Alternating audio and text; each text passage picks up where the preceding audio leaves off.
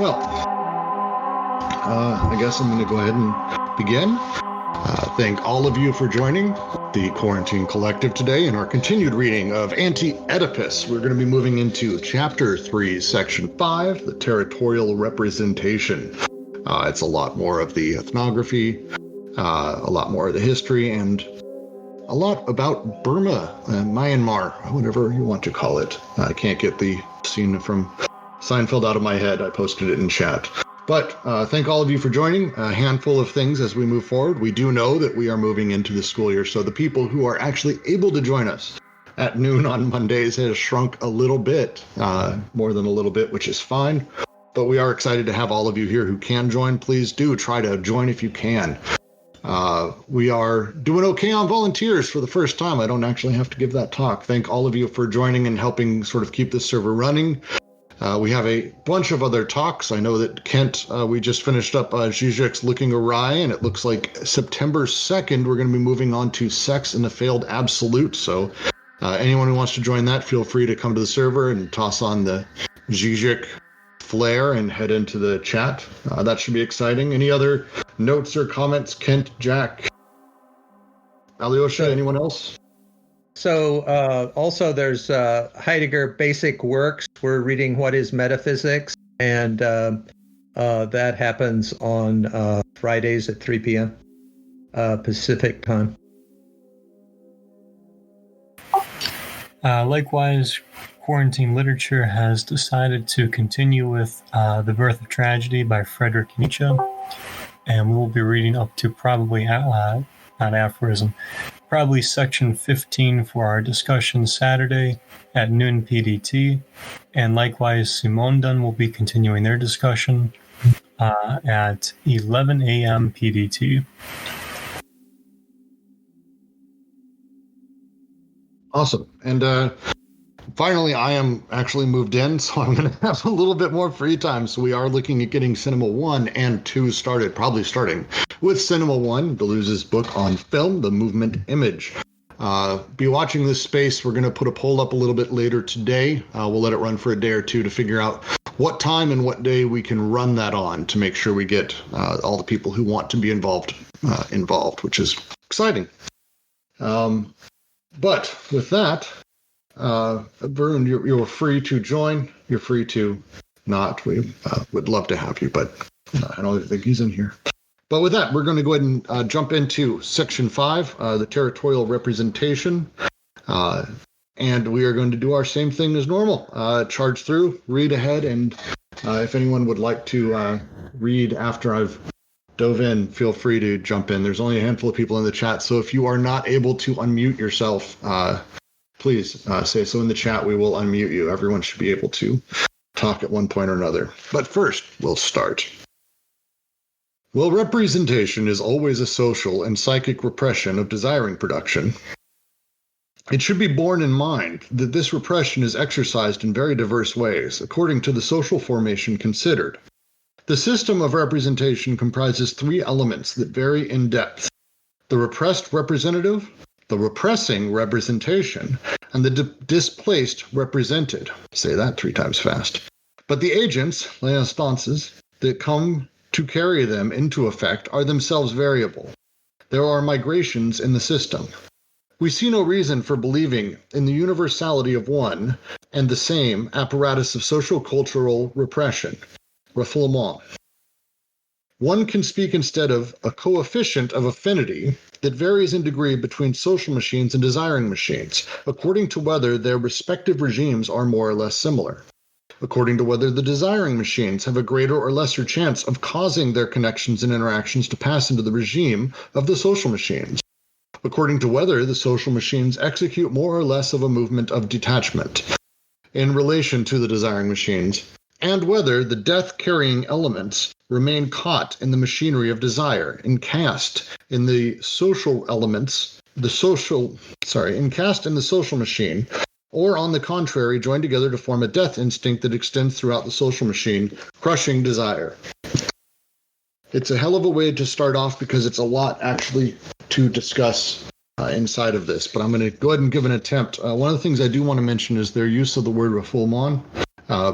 Commonly today, that's actually used there's a international decree of non-refoulement, which is about the inability to refuse refugees. If a refugee is coming to your country, forcing them back to go back to their land. If refugees are flowing in, the ability to force them back, it's actually internationally unacceptable. It's a principle internationally, but it's also used classically for when we force water back into a river that's flowed out of it, which I think is it's a wonderfully poetic phrase to use in the situation here. And in the sentence, we see no reason for believing in the universality of one and the same apparatus of social cultural repression. The idea that repression one and the same apparatus. There's many, many that interact. I'd love any analysis, any thoughts on this paragraph. See how today goes. It's not a lot of you people. It seems to me there's three basic points they're trying to make here, which are the system of representation with three elements: the repressed representative, the repressed representation, and the displaced the displaced representative. Let me turn this so it's not an angle. The second point they seem to be making is the relationship of social machines and desiring machines. And then that seems to get expanded into how the death drive or the elements of the death drive circulate there.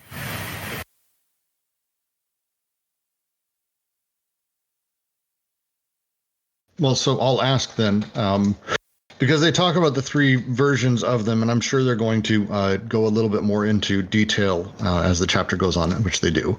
But is there anyone who would like to take a crack at maybe explaining a handful of them, as this sentence is, it's dense in my brain. What the system of representation comprises three elements that vary in depth.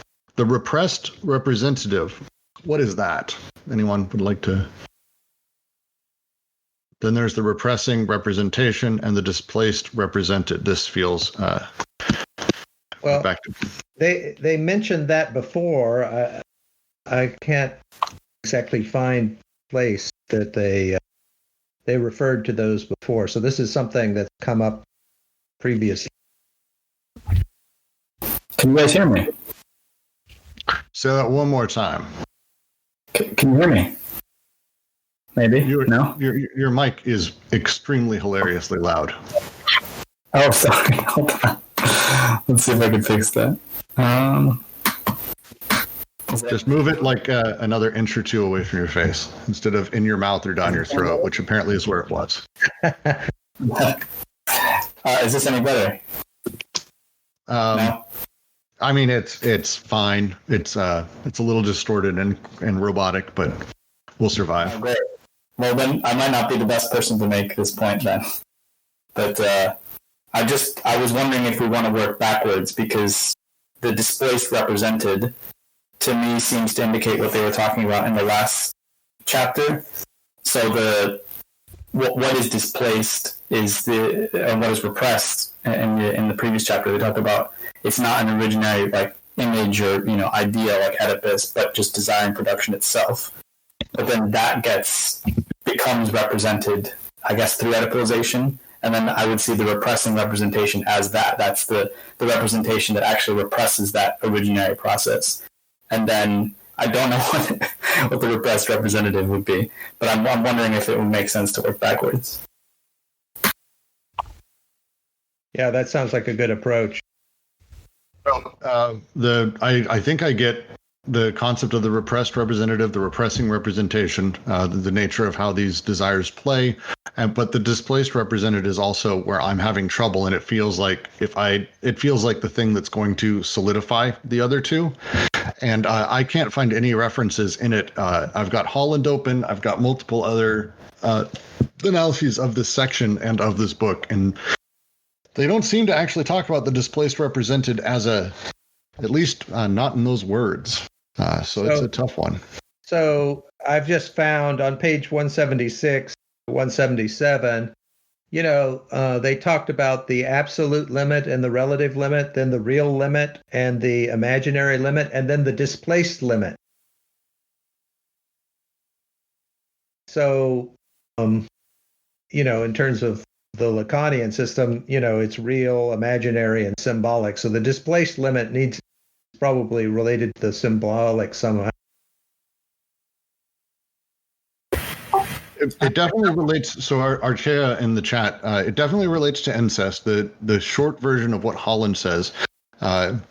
Here again, the tripartite semiotic of the post-structuralist critique of representation is critical.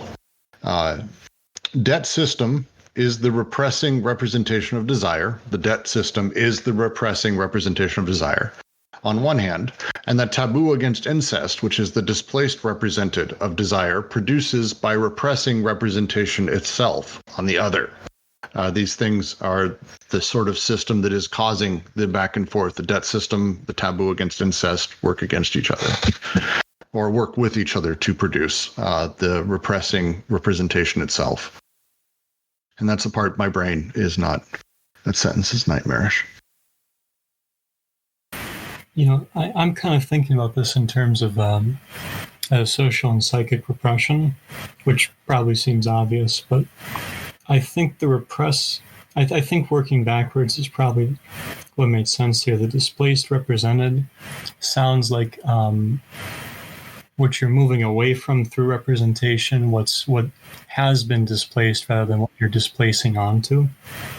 The repressing representation, that sounds like the signifier, like the sort of the despot signifier that's going to do the repressing.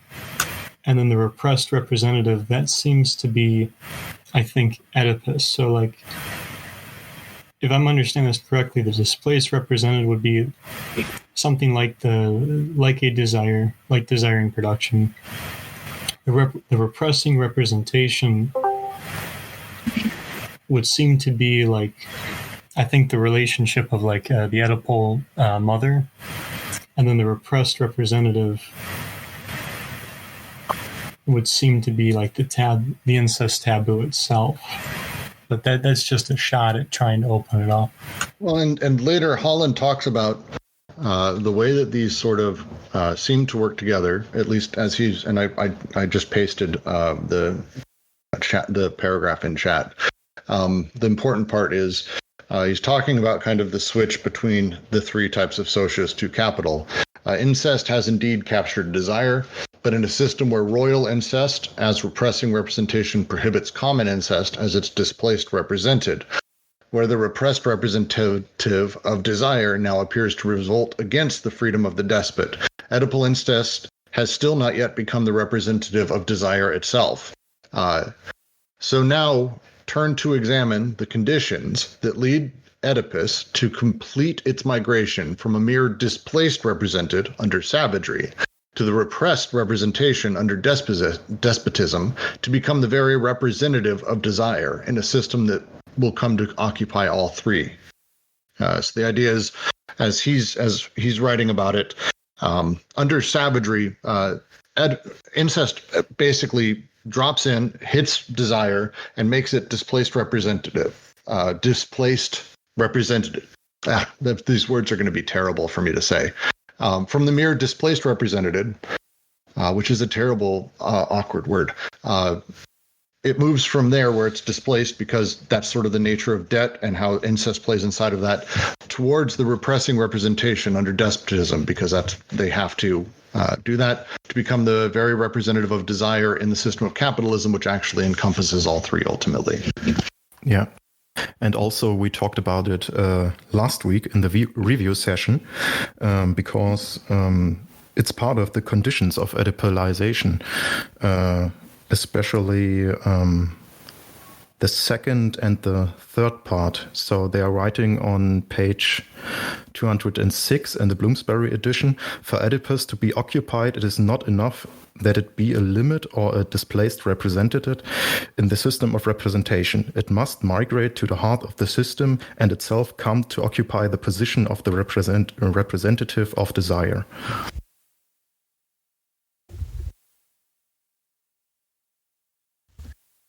The lens to be looking at this through, just to sort of say that slightly different, we're still at the point where we're discussing how the Oedipalization of society occurs in capitalism, where these desires come from, how they effectively morph over time.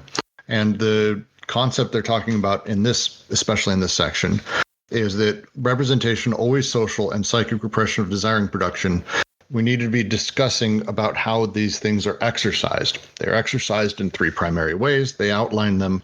And we're talking about here that incest begins in a place that plays with debt, because it's ultimately a displaced representation of desire.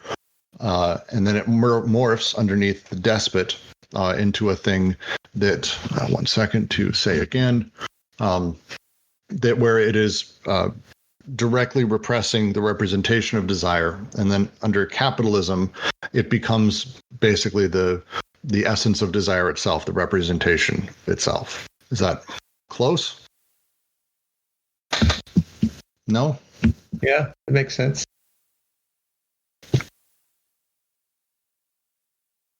It's for me, the difficulty I'm having, because I don't have the background in Freud and the understanding of Oedipalization, I think, as much as I probably should. When they're discussing sort of this happening over time and the real Oedipalization of society, it becomes very difficult for my brain to connect the pieces. But one important point is that they're seeing the Oedipalization as a dynamic process rather than a static thing. So in Freudianism and in Lacan, I think it's more static, the idea of it. So it's interesting that they're making it a dynamic process.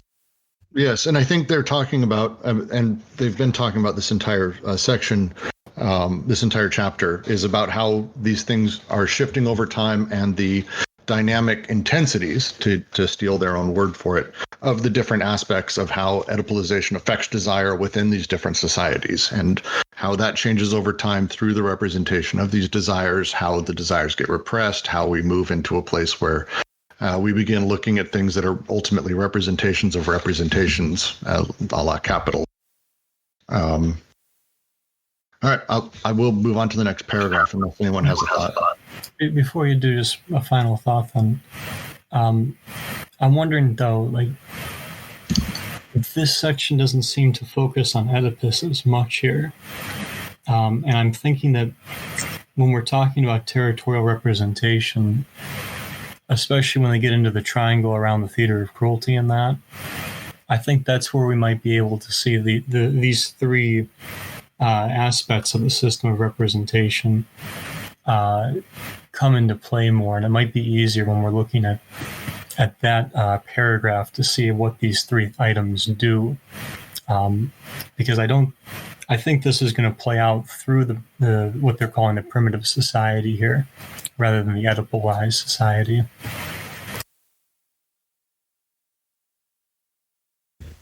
I think that's fair. Holland says of this entire section, the main thrust of Deleuze and Guattari's genealogical critique of Oedipus is to break out of the stifling confines of the nuclear family and restore the analysis of desire to its full social historical context. To quote, to discover beneath the familial reduction the nature of the social investments of the unconscious. Once the Oedipus complex is understood as the application of essentially capitalist social investments to the intimate sphere of the family, the tasks of schizoanalysis are to examine how axiomatization, decoding, and recoding themselves inform desire, and to explore the conditions under which the untrammeled desire of schizophrenia could be marshaled with the counteract and dispel the forces of paranoia in society at large. Which I love that section from Holland. It's the only thing that is helping me get through this whole chapter. But ultimately, we're talking at this point about the genealogy of Oedipus, how it morphs over time, as Kent said. But this section, I think, is specifically talking about the territorialization of representation, which, I mean, it's the title of it. But we get deeply into debt and the discussion here about how debt moves between people inside of the. Well, we'll get to it. I'm jumping way ahead. Apologies. I'm going to go ahead and read. The principal factor in each of these respects is the type or genus of social inscription, its alphabet, its characteristics. The inscription on the socius is in fact the agent of a secondary psychic repression, or repression in the proper sense of the term. that is necessarily situated in relation to the desiring inscription of the body without organs, and in relation to the primary repression that the latter already performs in the domain of desire, a relation that is essentially variable. There is always social repression, refoulement. But the apparatus of repression varies, depending in particular on what plays the role of the representative on which the repression is brought to bear. In this sense, it is possible that the primitive codes, at the moment they are acting on the flows of desire with a maximum of vigilance and extension, binding them in a system of cruelty, maintain an infinitely greater affinity with desiring machines than does the capitalist axiomatic, which nonetheless liberates the decoded flows. This is because in the primitive socius, desire is not yet trapped, not yet introduced into a set of impasses. The flows have lost none of their polyvocity, and the simple represented in representation has not yet taken the place of the representative. In order to evaluate in every instance the nature of the apparatus and its effects on desiring production, it is therefore necessary to take into account not only the elements of representation as they are organized in depth, but the manner in which representation itself is organized at the surface, on the inscription surface of the socius.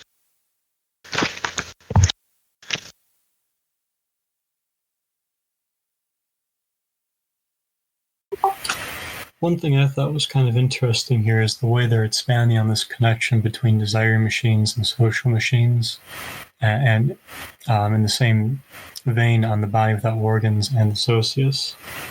Because it looks like to me that when it comes to understanding territorial representation, what the socius has inscribed, what is inscribed on the socius and its relationship to psychic repression in the sense of like what gets psychically pushed outside of consciousness, right? Or like denied, is almost secondary to the way that the body without organs is doing a sort of primary kind of repression.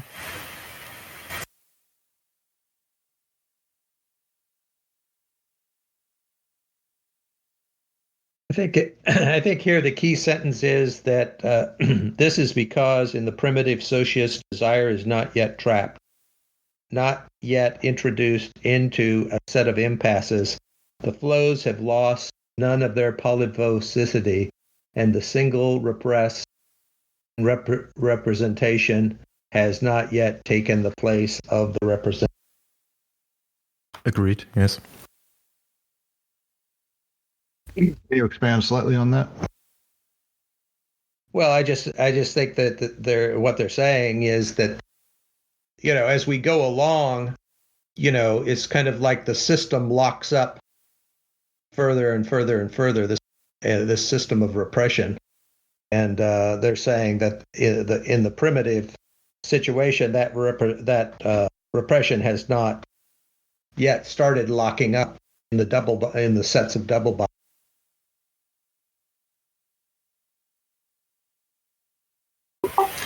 Yeah, I think that's fair.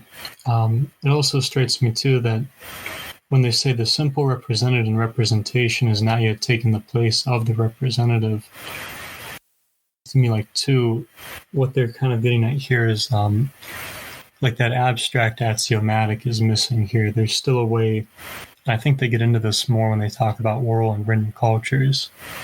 It seems like there is a way that this circulation of the I suppose this would be like the signified, at least if we just want to focus on the third synthesis, but either way, the circulation is not occurring at that axiomatic level, like Ken's saying. It's still in the world, so to speak. Yeah, but it's very simple. So the desire, for example, or a non-specific desire is already identified maybe as a sexual desire, and taken for that, it has already some kind of meaning, but it is not yet over-represented in the way of that it's an Oedipus complex or something like that.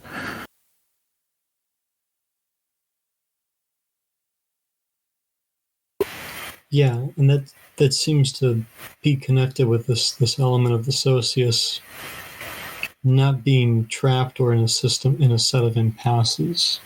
Like there's still a way that under this repression, I think they even make the point that social machines and desiring machines and like even the death instinct or death drive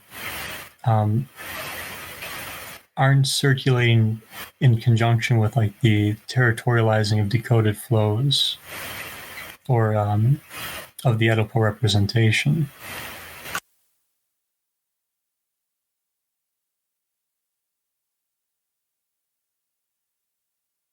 All right. Would anyone like to read the next paragraph? Jack, how about you? And so I'll volunteer if no one else will. You're doing it. All right. Let me just position this so I'm not reading at an angle anymore. Society is not exchangist. The socius is inscriptive, not exchanging, but marking bodies, which are part of the earth. We have seen that the regime of debt directly resulted from this savage inscription. For debt is the unit of alliance, and alliance is representation itself. It is alliance that codes the flows of desire, and that, by means of debt, creates for man a memory of words, paroles. It is alliance that represses the great, intense, mute filiative memory, the germinal influx as the representative of the non-coded flows of desire capable of submerging everything. It is debt that articulates the alliances with the filiations that have become extended in order to form and to forge a system of extension, representation, based on the repression of nocturnal intensities. The alliance debt answers to what Nietzsche described as humanity's prehistoric labor, the use of the cruelest mnemotonics in naked flesh to impose a memory of words founded on the ancient biocosmic memory. That is why it is so important to see debt as a direct consequence of the primitive inscription process, instead of making it, and the inscriptions themselves, into an indirect means of universal exchange. Yeah, one thing that we have to remember here is that we're talking about a gift economy, and these debts that they're talking about are the debts that are created if you're given a gift, then you have to reciprocate.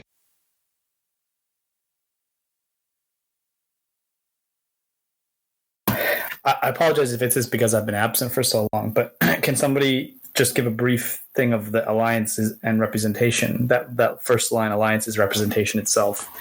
I'm just trying to refresh on that. Well, they're aligning, okay, so they were talking about the repressed representative and the repressing representation and the displaced represented. So it seems like they're aligning alliance and filiation with these ideas. So they're saying that the alliance is the representation itself. And then they're associating the filiation with the representative. Well, I'll take a crack at that because it is important to go over really quick because we're talking ultimately about, at this point, and I hate the word, savagery. And I'm going to quote from Holland here. Savage social organization is actualized by a system of inscription that Deleuze and Guattari call a system of cruelty. The temptation of direct appropriation of the matter, energy flows of life, is so great and so immediate, and the requirement of obedience to the social group so strong, that the laws of savage anti-production, exogamy, no immediate consumption, are branded directly in the flesh of the body. Deleuze and Guattari suggest that an enormous amount of pain and cruelty are required to forge a collective memory powerful enough to overcome the appeal of unmediated life. When they talk here in the specific sentence I think you're referring to is, for debt is the unit of alliance and alliance is representation itself. We are talking about the way that families become indebted to each other through marriage, the way that alliances are formed through that debt becomes the unit, but through marriage, through alliances, that is the savage inscription. So the alliance itself is how debt is sort of makes itself known in this space. Does that make more sense? Isn't it the other way around? Like the alliance works through debt? Yes, that may be how I phrase it. I'm sorry. Yes, alliances work through debt. Debt being the form of it, but the phrase here, alliance is representation itself, sort of expands that what people are talking about is alliances, but the actualization of it is debt. Debt is the unit of it. To say, as Jack is saying, alliance codes flows as debt. I like that. I think that does that work? Is that fair, Triad? So I think an interesting part of this paragraph is where it says, it says alliance is representation itself. It is alliance that codes the flows of desire, and that by means of debt creates for man a memory of words. And so I would say that these words that we're talking about are the kinds of words that are said, for instance, when you get married and say, I do. Those are the kind of words that we're talking about, the words that seal contract. Triad, I'd love to hear a little bit more of what you were saying in response, because it's if I'm misreading this, I'd love to have that chat, because this is really important stuff for the foundation of it.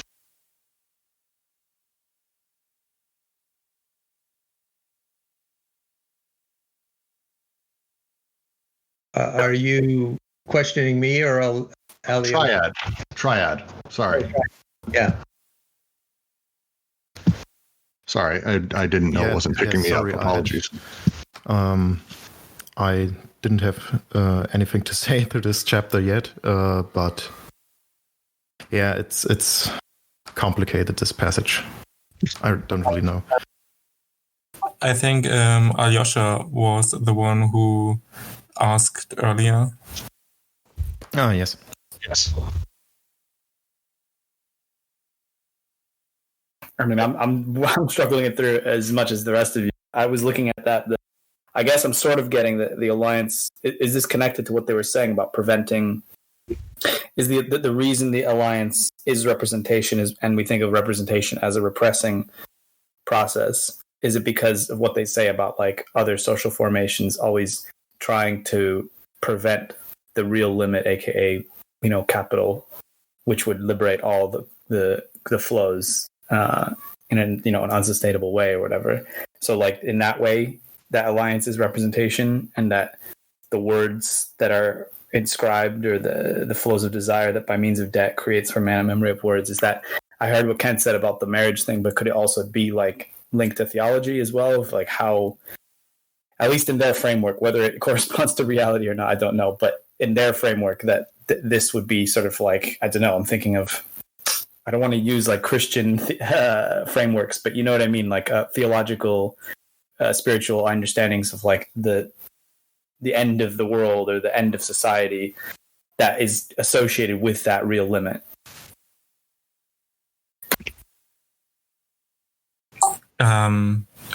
So I don't know if that's actually an answer to anything, but I think kind of a missing link or something we're not really talking about yet is that they kind of, well, when they talked first about alliance and filiation, they kind of agreed with Levi-Strauss to say that the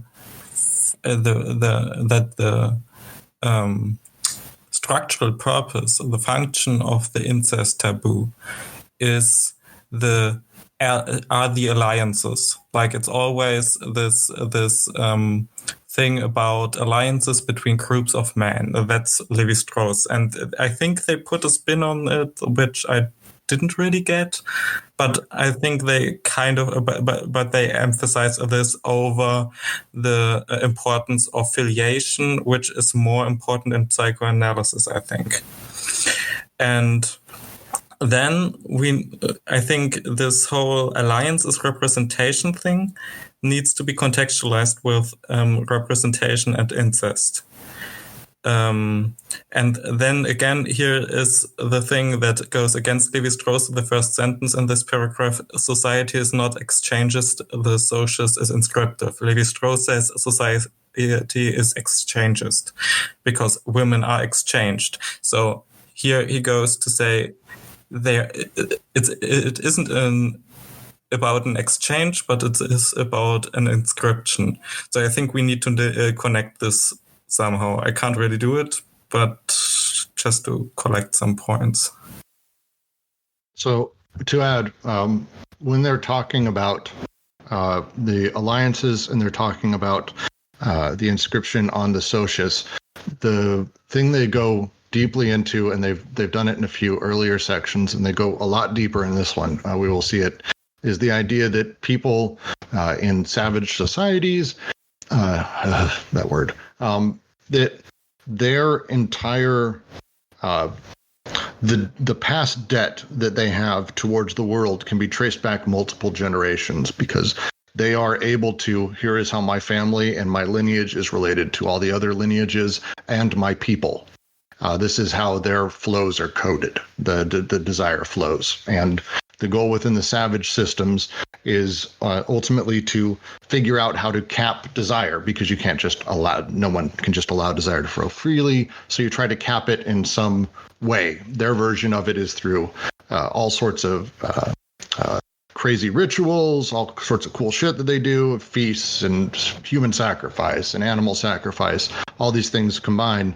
But that they have this debt through the past, and they're able to look back and actually trace themselves to the beginning of time and the creation of all, is actually how they really view a lot of that. And they talk about that earlier. There's a handful of African tribes they discussed earlier and how marriage works between them. They're going to be getting into the Burmese and their systems, that their debt is ultimately in the past. And it's, when we think about debt, the word is an awkward one. And again, I wish Roger was in here, because I think it's a translation thing that would be worth discussing, and we could probably spend an hour on the word alone. But how I read a lot of this is when they're talking about debt, they're talking about my personal ties and the things I'm required to do based on what has come before me, my debt to the world as a person. And the savage people, the people who live in these primitive societies, their repression is happening based on that debt that they owe and that they must continue. They have to continue to move forward. So, yes, I think Jack's point here, the territorializing machine interacts with the socius to represent the alliance that circulation occurs through debt. As I'm getting it, that is the idea of how debt and alliances play, is that there's a mutual interplay between how all of those things can be traced back ultimately to really the beginning of time and the beginning of everything. At least I'm able to do that. It's very complex. These relations are not simple. It's very complex stuff. I think, it might be good to call it like social debt, because it has to do with debt in the gift giving. And then I just like to say that, one of the things that makes all this confusing is the use of representation, the representative, and the represented, which all sound exactly the same. But like, for instance, the representation is that's the one that has to do with alliance, and that's probably the sign. And then the representative is to do with the filative, and that's probably the carrier, because it's reproduction that's producing the bodies that are carrying the sign. And then the representative is the object of the and I don't understand what the parallelism to the object is here. Okay, so on these things, I posted a section from Holland earlier. Maybe I should just read it, because there he defines these terms: repressing representation, displaced representative, and repressed representative very clearly, and it goes in the direction you're talking about. We have the repressing representation, which is the signifier of the prohibition, incest, Oedipus, and we have the displaced representative, which would be the signified, which is not this, and then we have as the third term the repressed representative, which is the referent, which is obviously not the same as the displaced representative, i.e. the signified, because the signified is part of the repressing system. Okay, so so based on that, can we just say that the representation related to alliance is the sign, the representative is related to the filative, and I was calling that a carrier, but you're saying that's the referent? Sorry, I tuned out for a moment. And then the answer is yes. I think the answer is yes, Kent. And then the represented, the displaced represented is the signified, which I was calling the object. So I think by with this paragraph from Holland, and by switching the terms a little bit so that the terms are not the same thing repeated over, we can kind of clarify what they're talking about, which is semiotics. They're talking about semiotics, but what's different here is that there is this third term, the referent, or what I was calling the carrier, which is the representative. I'm not quite sure what that is, but they're relating it to the filative. There's a part of this, something that I really like this section from Holland. I was reading right around it earlier, actually. So one of the things I know Deleuze and Guattari really spend a lot of time on is not talking so much about what things are, but instead what they produce. And so if we're talking about the idea of, instead of a signifier, a signified, and a referent, we're talking actually what those, as if each one were a machine and what they're producing, that the signifier is actually repressing representation. That is the machine. That is what it's doing as a thing. The signified is displacing the representative, and the referent is the very thing, the repressed itself, the repressed representative. So I think right now it might be good to give a little bit of background that in De Saussure, there's only two terms. There's the signifier and the signified, right? And so so there's the signifier is sign, and the signified is what the sign's pointing to. Now Peirce has a three-way semiotic where you have the signifier and the signified, but you also have the interpretant, right, which is the meaning, right? But this is a different system of semiotics where and so it's kind of interesting that it's neither Saussure nor Peirce. It's a different one that they're talking about. I'm not sure that works. I'm pretty sure that their reference here is Levi-Strauss and structuralist ethnology, anthropology, yeah. And I think that has a concept of the referent. I've only have passing knowledge of that stuff, but I think this is all well within structuralist frameworks. What does the referent mean? Well, the referent is the thing in the world. If we want to, yeah. Well, both the signifier and the signified are mental. If we want to talk in these categories, like we have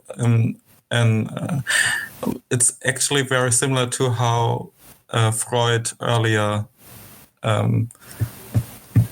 structures consciousness with. I don't know I barely can talk about the terms in German. I don't know the proper translations. Sorry, this has to be something else. Maybe we should look for somebody who's described the semiotics of Levi-Strauss, because I think you're right that this must be what Levi-Strauss says, but it's hard to align it with, de Saussure or Peirce.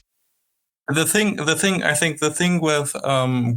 structuralism with de Saussure and Levi-Strauss both is that they are not really interested in the referent. Well, they are aware that this thing is somehow relevant in the real world, but they are only interested in how the system works, and the system works within those two series of the signifier and the signified. The reference outside of this system. But what's crazy here is that the referent is the filative. So the referent here is the the human beings produced by reproduction. It's not a thing out there in the world. It's the actual carrier of the symbolic system, and that's what I think is.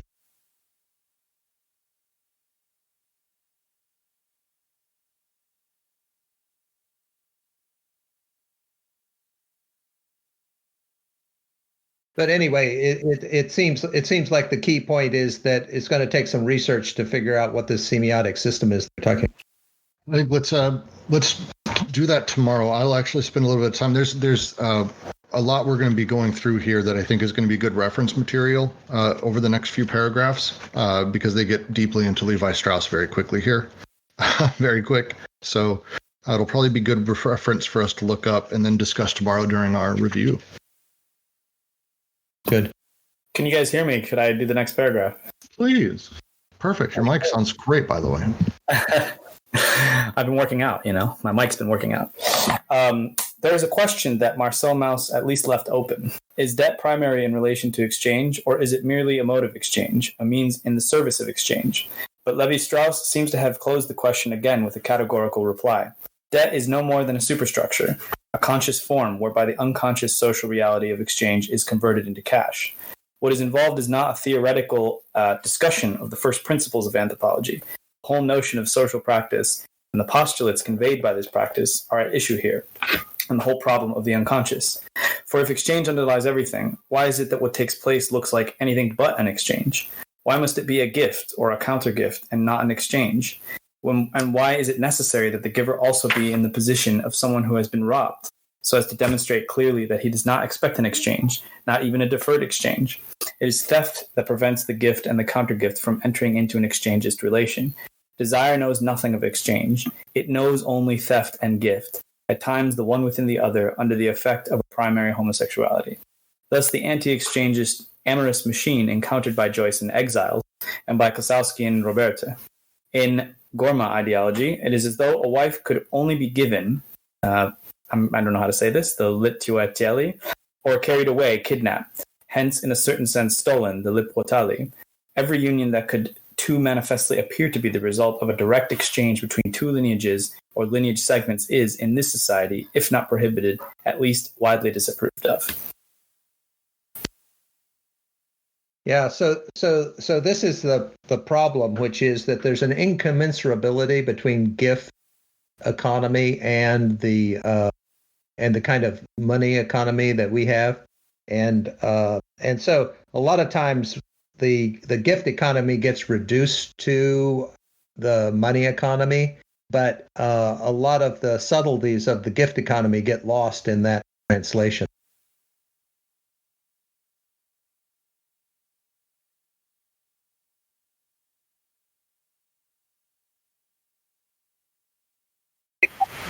I think it's worth keeping in mind here too the concluding sentence from the previous paragraph. That is why it is so important to see debt as a direct consequence of the primitive inscription process instead of making it, and the inscriptions themselves, into an indirect means of universal exchange. So it seems like a major aspect of this is going to be, at least this section as I was reading it, it seemed to me to be saying like we can't understand primitive territorializing or the territorial representations in these societies by imposing capitalist exchangism on them. So one of the things to keep in mind is that this economy is a barter economy and there's no money. And so then you have communities that have to set up the kind of possibility of exchange for the barter. And so the way that was done seems to be through gift. So you would give gifts to the other. That would mean you have to get together to get the gifts. And then in the wake of that, then the barter can take place.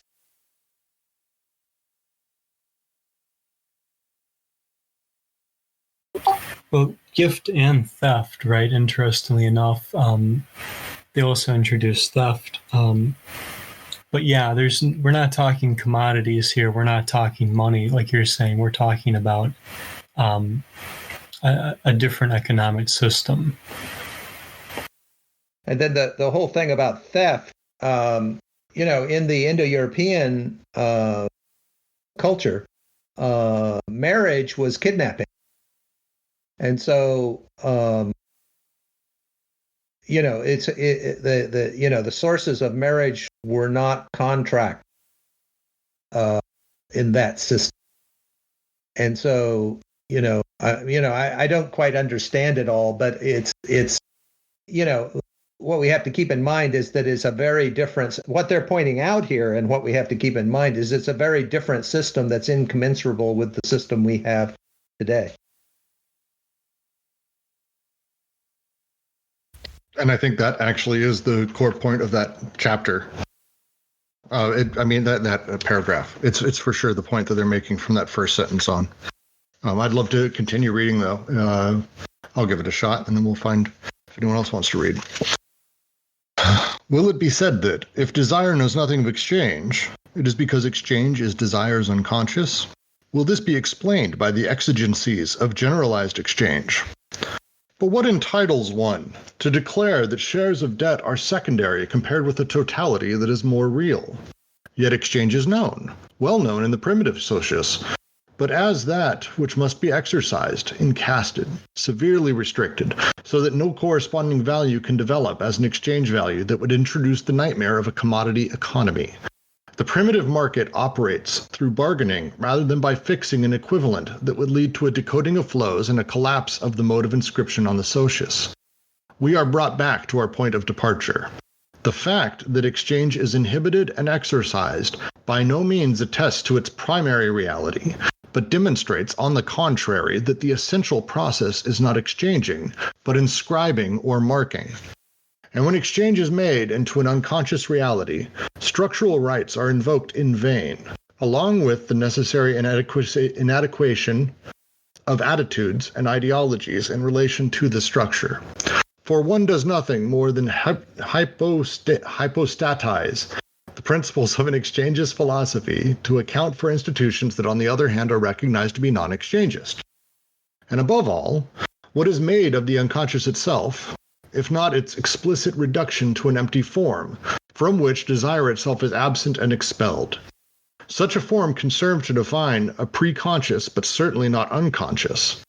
For if it is true that the unconscious has no material or content, this is assuredly not because it is an empty form, but rather because it is always and already a functioning machine, a desiring machine, and not an anorexic structure. Hey, look, they're finally really making that big point about the unconscious being a production and material reality. Only halfway through the book. Excellent.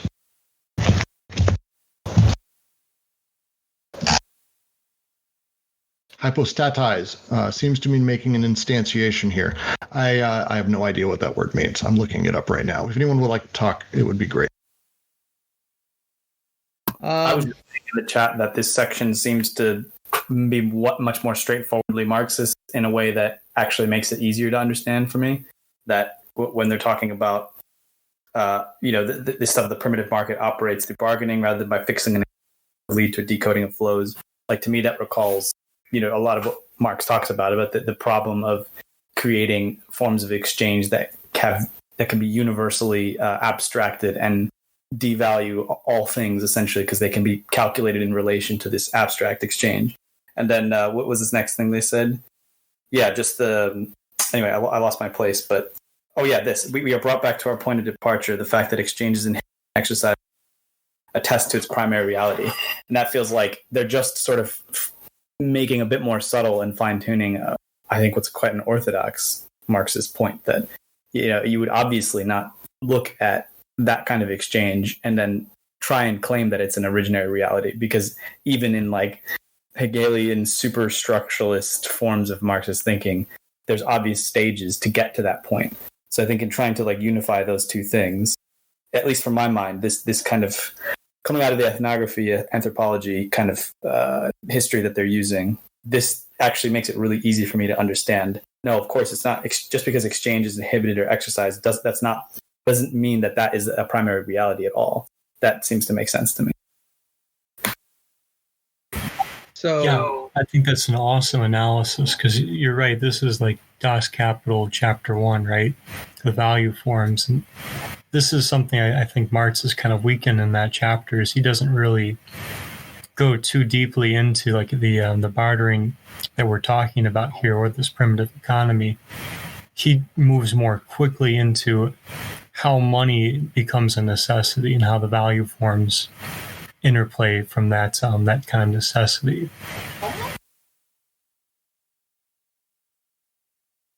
So there's a good book by Gao on symbolic economies that describe this this process by which the money is created, starting with a barter economy. But I don't think in Marxism the nature of the gift economy at that point was understood very well, and so, like you just said, I mean, they quickly depart from the barter economy without completely understanding it into the exchange economy. And what I think that Deleuze and Guattari are pointing out here is that this barter economy is a lot more complex than it was given credit for.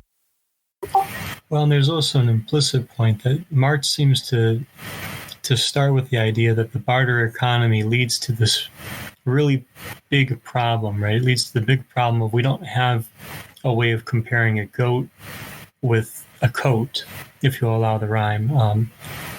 Rather, I think we can say probably more easily, how do you compare a goat and a cow, right? And Marx kind of says that that's going to lead to the need for an intermediary element, right, to commodification. But I think Deleuze and Guattari's point, and I think even in some ways in their critique of Levi-Strauss here, is that actually this is a sustainable model that is doing something in and of itself because of territorializing, because the representation and even the repression is working through the filiative and the alliant, and because of the way debt is constructed here as opposed to in capitalism, this system is actually quite functioning.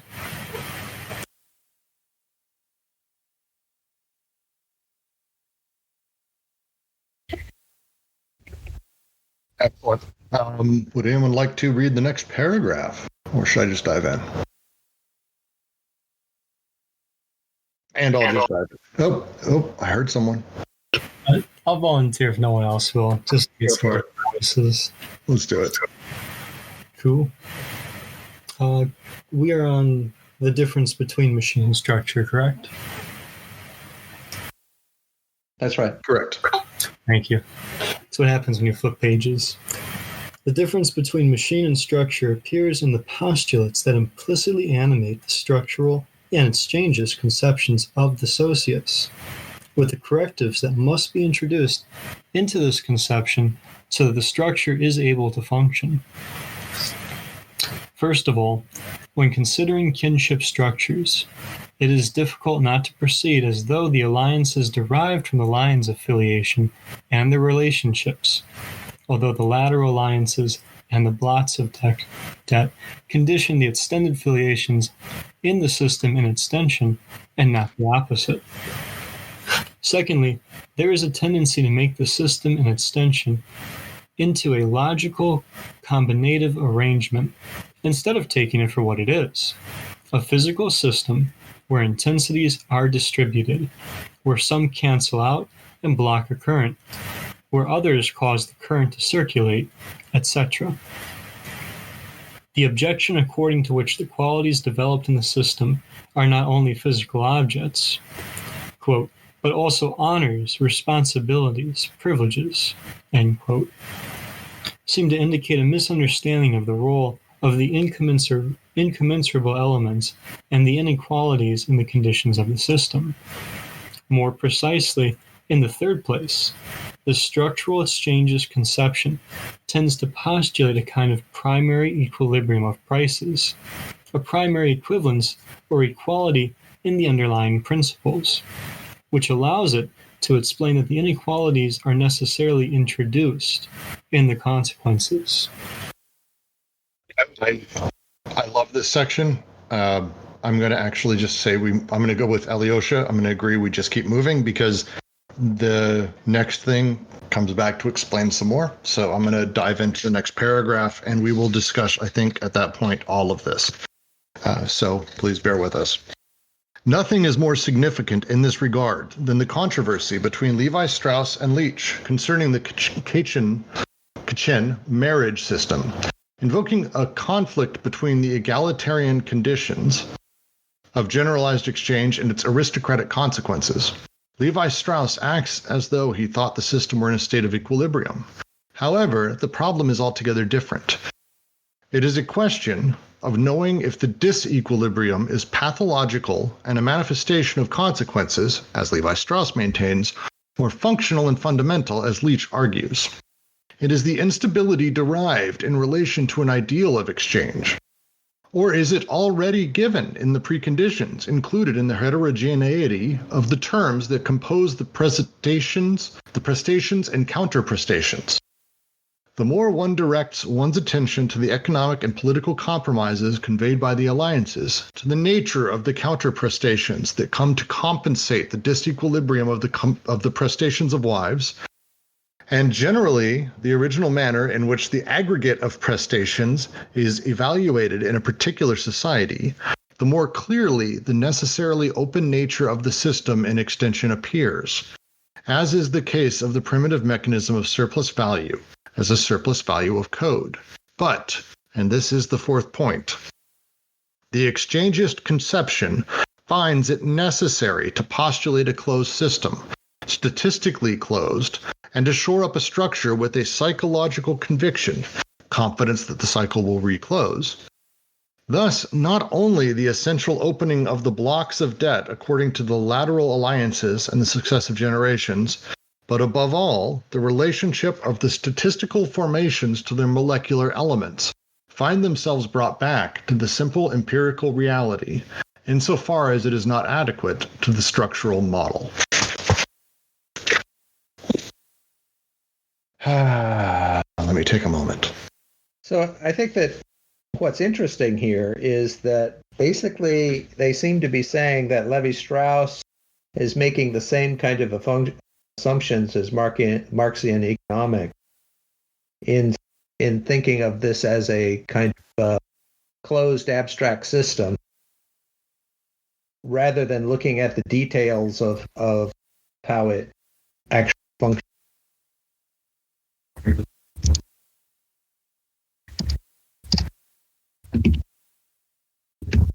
Well, and to mention, the book that they're referencing here is The Political Systems of Highland Burma, a study of Kachin social structure by Leach.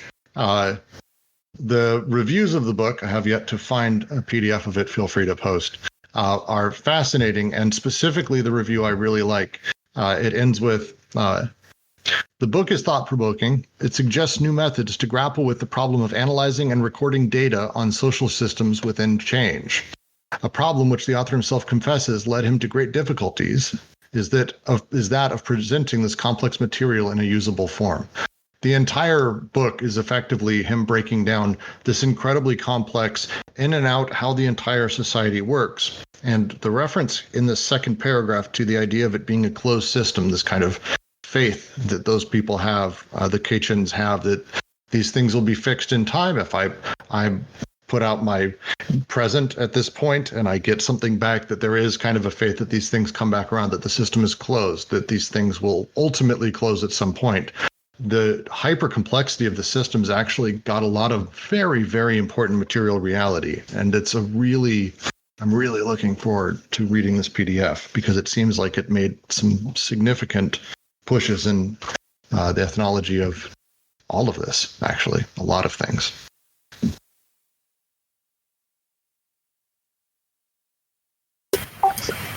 I don't know if we have the time to go through all four of these points in terms of like what the functionality is able to grasp that the structurality is not able to, right?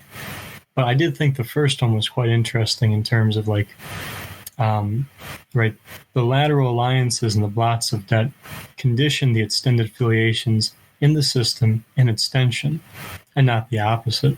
That is to say, like, the way alliances are working and the blocks of debt that are conditioning, so like, right, like this kind of this kind of like representation of alliance and the debt that comes with that, or like the things that are owed, that are like circulating here with the socius, that's actually working on how affiliations will progress and how they're kind of going to continue, as opposed to affiliation working on the alliance.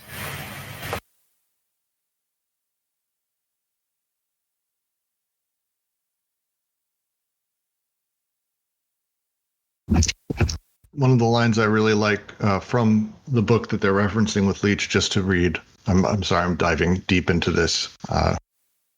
A study of Kachin social organization cannot proceed in the classical manner, which treated culture groups as social isolates. He specifically is talking about the multiple strata within Burma, which were previously, because they didn't interact very often, treated as isolates. Political Systems of Highland Burma, a study of Kachin social structure. That is the book. Yes, triad. The ability to actually talk about how all of these things in the larger system and the way that they complexly work together, despite seemingly not on the surface, is very interesting. I'm gonna read the shit out of this at some point.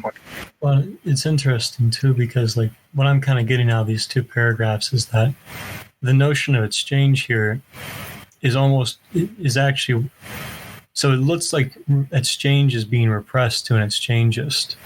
But if you step outside that and look at the functions of what things are doing, it's actually that it's the notion of exchange is being used to repress how the system is actually working.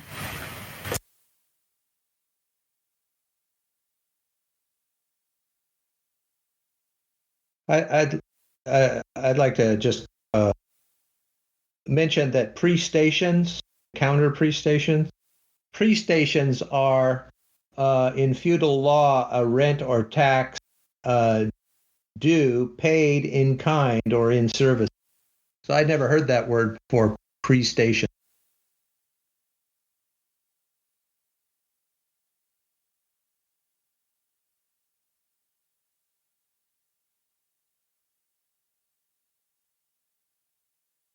The last sentence in this chapter, as I'm reading more on Leach, I think I misread it. I don't mean literally misread. I think my brain misinterpreted. This is the fourth point. The exchange's conception finds it necessary to postulate a closed system, statistically closed, and to shore up structure with a psychological conviction. Thus, not only is essentially opening of the blocks of debt according to lateral alliances and successive generations, but above all, relationship. They seem to be actually saying that, as Leach, to quote Leach, In practical fieldwork, situations the anthropologist must always treat the material of observation as if it were part of an overall equilibrium. All I am asking is that the fictional nature of this equilibrium be frankly recognized. Seems like they're joining him in saying that no, that's the assumption that comes with assuming that there is a equilibrium in all of it is itself actually problematic, which is fair. Yeah, that's contemporary economics, or even like classical, right? That the way price and quantity, I'm going to inflict a little bit of economics on you. The way like supply and demand and price and quantity relate is to tend toward an equilibrium. So anything that's, not at equilibrium is going to move that way. It's like a center of gravity in that system. But what I like about Deleuze and Guattari here is they point out that it looks like the disequilibrium of the system where theft and gift is at play instead of quantity and price or exchange is actually more necessary than equilibrium in that sense. Well, and it seems what Leach does in his book, again to quote, postulates that the confusion of reality arises from the interpenetration of unstable ideal systems.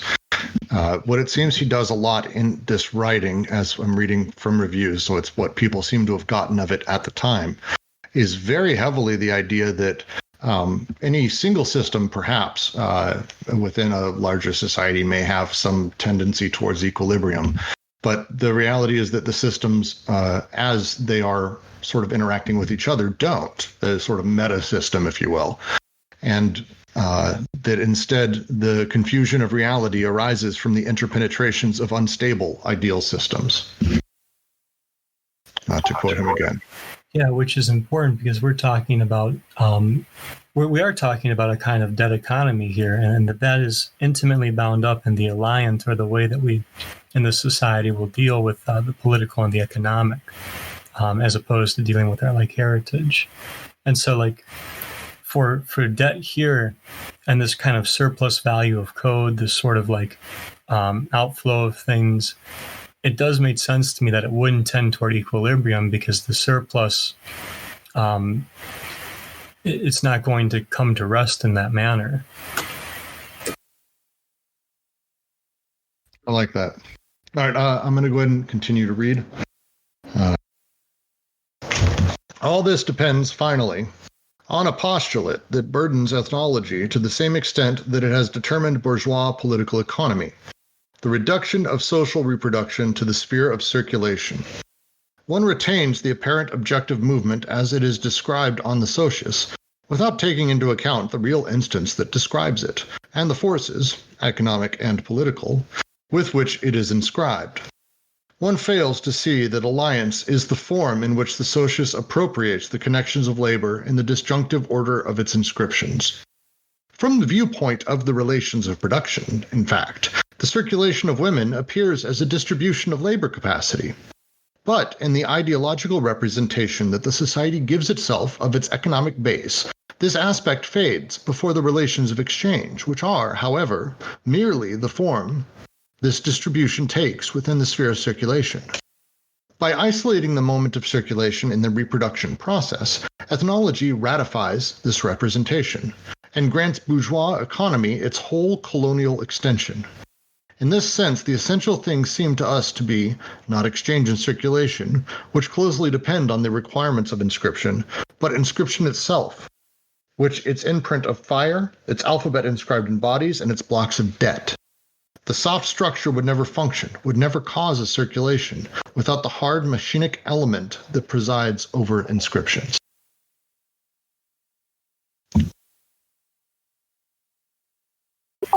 I really like that, especially in relation to like the capitalist territorializing machine that's going to decode flows and that, the way it territorializes, because if that's working on axioms, right, and there's this abstracting quality, I think it's, what I'm saying here is that a major element of these, of the functionality of territorialization that is getting abstracted is inscription itself, it seems. That's how I read it as well. Alyosha?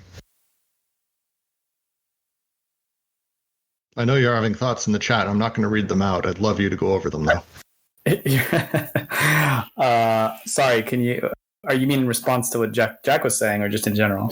Just in general, because it's a great paragraph, and I'd love a little bit more analysis, because we're going to start charging through the next few paragraphs, which I think are more in support of how these savage formations exist and much more direct. And I think they're moving on to a new direction as we move through the rest of the section. So there's some finality to the notes of what we're discussing here. So I'd love to just go through it. Yeah, I think I was just having this section. I feel a bit more clear, kind of what's being said. But I think Jack and I were talking in the chat a bit more about the idea of equilibrium, and I was bringing in, just from our other reading groups and stuff like that, thinking about how I thought it was Deleuze, but it's actually Simondon who talks about our reliance on conceptions of equilibrium as like the default natural state of rest of system, and that leading to obviously like discursive problems. So we were taking that into Marx as well, and talking, I think they really productively use this idea of we shouldn't be looking at things in terms of, well, if there's a lack of equilibrium. Again, it goes back to the thing we've been saying this whole time, that continually focusing on lack as something that is actually a gap or the lack of something rather than a produced lacuna in a system, means that you look at a supposed lack of equilibrium as a state of flux and chaos that is untenable and will cannibalize itself, rather than as something that is, maybe it has a metastable, that'll be the Simondon's words, I guess, or a different kind of unity that isn't about things, all corresponding and coming to rest in this perfect way. But as you were saying, just that they do serve a purpose, and rather than look at it from an exchanges point of view, we're looking at it, in terms of gift and theft and stuff like that. But so I don't know if I had a ton of coherence, but that's that idea of equilibrium is helping me, or that to not focus on overly focus on the idea of equilibrium in any systems, especially axiomatic systems that come later, as Deleuze will say, that it's helpful for me to understand this. Good. All right, I'm going to go ahead and continue. Savage formations are oral, are vocal, but not because they lack a graphic system. A dance on the earth, a drawing on the wall, a mark on the body are a graphic system. Are a graphic system, a geographism, a geography. These formations are oral precisely because they possess a graphic system that is independent of the voice, a system that is not aligned on the voice and not subordinate to it, but connected to it, coordinated, in an organization that is radiating, as it were, and multidimensional. And it must be said that this graphic system is linear writing's contrary. Civilization cease being oral only through losing the independence of the particular dimensions of the graphic system. By aligning itself on the voice, graphism supplants the voice and induces a fictitious voice. André Leroy-Gourhan, apologies for the anglicization of that, has admirably described these two heterogeneous poles as of the savage inscription process or territorial representation. The couple of voice audition and hand graphics. How does such a machine work? For it does work. The voice is like a voice of alliance, to which, on the side of the extended filiation, a graphics is coordinated that bears no resemblance. The calabash of an excision is placed on the body of the young woman. Furnished by the husband's lineage, the calabash serves as a conductor for the voice of alliance. But the graphism must be traced by a member of the young woman's clan. The articulation of the two elements takes place on the body itself and constitutes the sign, which is not a resemblance or imitation, nor an effect or signifier, but rather a position and a production of desire. In order for the young woman's transformation to be fully effective, a direct contact must take place between her stomach on the one hand and the calabash and the signs inscribed on her on the other hand. The young woman must become physically saturated with the signs of procreation, and she must incorporate them. The young women are never taught the meaning of the ideograms during their initiation. The sign acts through its inscription in the body. The inscription of a mark on the body does not merely possess a message value here, but it is an instrument of action that acts on the body itself. The signs command the things they signify, and far from being a mere imitator, the artisan of the signs accomplishes a work that calls to mind the divine creation. There's a lot to take out of here. I really would love to just say this is where I start for the first time, I think, in much of the book, start understanding when they talk about the inscribing on the body without organs on the socius. This feels like a lot of their inspiration for language around that is that specific section, that specific. In order for the young woman's transformation to be effective, direct contact must take place. The story of what happens to her, how it's written on her, how the words themselves are almost meaningless. The ideograms, it's pointless. They don't have direct meaning. The signs command the things they signify. The idea of that is such a powerful one. The signs command the things they signify, far from being a mere imitator. The artisan of the signs accomplishes a work that calls to mind the divine creation. I just fucking love that. I fucking love that line. So because I know I've been messaged by 6 people this week. It happens often, and I have no idea why you're writing me. I'm stupid. Write Park Bench, write Roger, write someone else. Kent is great. So what does it mean when they say inscribing on the socius? And I'm like, I have no idea. I've started pointing towards this when they write on her body, when they inscribe on her, and they do these things. What happens? What is inscribed? How it works, the operative nature of it feels like this paragraph is describing sort of the inspiration between that language and that poetry. Really love that. Yeah, but remember we're talking about territorializing, which to me here looks like this is a way of the cruelty of a territorializing machine, making a person's body or like, if you like, this is an interplay of desiring machines and social machines, and the cruelty that comes with putting them into a kind of production, and in that way transforming them. Well, and they do with a little bit of word, and I'd love to know how the original translation does it, because this feels like it's very much an English version of it. But mark on the body are a graphic system, a geographism, a geography. Feels like maybe it's a bit forced, but that literally the marks on the body is the territoriality and how they operate and how they work. Yeah, I'm interested in exploring maybe Jack, you can help.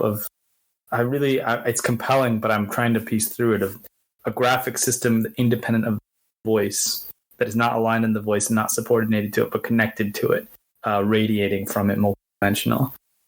And how they separate, because you would tend to think in the kind of commonsensical literal sense of it. You would think of graphic either maybe post or concurrent with what comes after oral. But I'm kind of interested in what they're saying here, that there's maybe I don't know if you can help piece it together, but like a graphic sign system that corresponds to orality in a way. I can try. So what happens when writing is introduced, and I'm trying to think of the author. It's like, I'll have to look for it and I can post in the chat later. But like there was, I think it was an anthropologist who talked to an oral culture, people in an oral culture, and he asked them he asked them to fill in the blank for a syllogism. So he said to them, all of the polar bears, let me see how this went. There are polar bears living in, I don't know, Vermont. All polar bears in Vermont are white. So then fill in the conclusion. What color is a polar bear if it's in Vermont? And the response was something like, dude, I've never been to Vermont. I don't know. Like for an oral culture, things are more interwoven together, where the world and you are not abstractable, because like what writing allows us to do, and this is very useful because of that, it allows us to to do abstractions, to say like, oh yeah, you know what, I haven't been to Vermont, but you know, I can do this kind of induction based on these like abstractions. And that's not necessarily to say that that's better or worse, that's, you know, it's better to be an oral culture, but there is a difference there, and there's something that's lost when you go to writing. There's also something gained, right? So I guess I would say like this is where they say earlier that desiring flow production still has its polyvocity. That's what I think they're talking about, is there's this way that these intensities, these interactions, what desiring production is flowing through between the noumenon and the voluptus and the libido, still has that power of polyvocity. It still has the power to speak volumes, if you like. And it's still between you and the world, right? The desiring machines and the social machines, even though there is repression. And so, gosh, where was I going with this? Well, I want to mention, they talk about Andre Leroy, and I know I will never pronounce his name correctly, and I apologize to everyone who's smarter than me that knows these guys. But his specific book,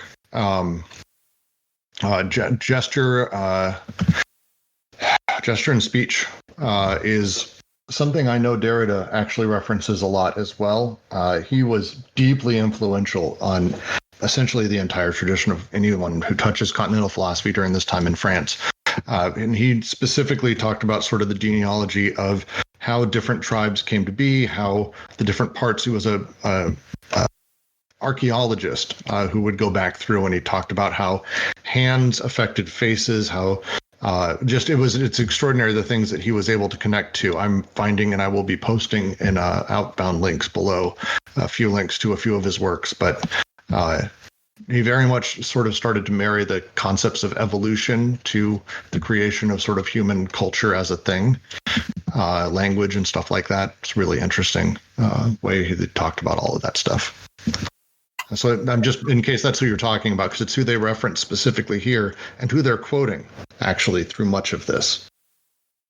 I guess also looking at the beginning of the paragraph, I can kind of answer my own question here, because they're saying savage formations are oral or vocal, but not because they lack a graphic system. A dance on the earth, a drawing on a wall, a mark on the body are a graphic system. So I think what's interesting then, if we go to the Calabash example, then is you kind of think, again, oh no, he dropped out. We lost him. It's okay. It happens. I see. Did he just get repelled by like Associus? Yeah, there we go. But yeah, André Leroy is also very much reciprocated in German media studies and cultural studies, because he coined the term cultural techniques, I guess. And this is the foundation, not that media and culture is founded on specific cognitive abilities, but on pragmatic ones.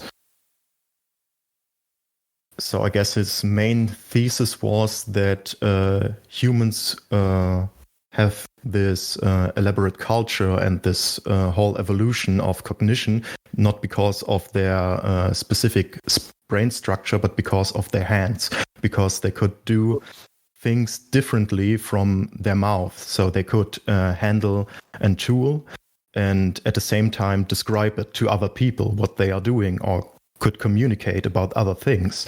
And so they developed in a pragmatic sense their cognitive abilities even more. That sounds super Bergsonian.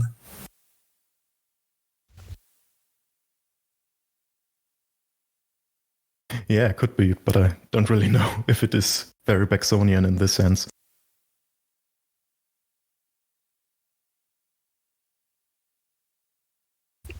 Well, it's absolutely what they're talking about here, and it's. I will find the book and I will link to it. There's a few good summaries online. I'll also link to. But he was very, very, very involved in a lot of, very inspirational to people around this time in the philosophy world.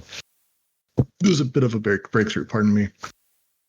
But But I will continue because they get into, and if you would, for me, one more time, try it. I apologize. Could you say his name one more time for me? Maybe I can get it right.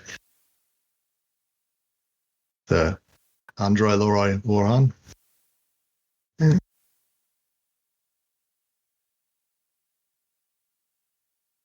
going to just assume that's right. So I will continue to read. But how does one... Hey, welcome back, Alyosha. How does one explain the role played by sight, indicated by Leroy-Gourhan in the contemplation of the face that is speaking, as well as in the reading of manual graphism? Or more precisely, what enables the eye to grasp a terrible equivalence between the voice of alliance that inflicts and constrains and the body inflicted by the sign and the heart that a hand is carving in it? Isn't it necessary to add a third element of the sign, eye pain, in addition to voice audition and hand graphics? In the rituals of affliction, the patient does not speak but receives the spoken word. He does not act but is passive under the graphic action. He receives the stamp of the sign. And what is his pain if not a pleasure for the eye that regards it, the collective or divine eye that is not motivated by any idea of revenge, but is alone capable of grasping the subtle relationship between the sign engraved in the body and the voice issuing from a face, between the mark and the mask? Between these two elements of the code, pain is like a surplus value that the eye extracts, taking hold of the effect of active speech on the body, but also the reaction of the body insofar as it is acted upon. This is indeed what must be called a debt system or territorial representation, a voice that speaks or intones, a sign marked in bare flesh, an eye that extracts enjoyment from the pain. These are the three sides of a savage triangle forming a territory of resonance and retention, a theater of cruelty that implies the triple independence of the articulated voice, the graphic hand, and the appreciative eye.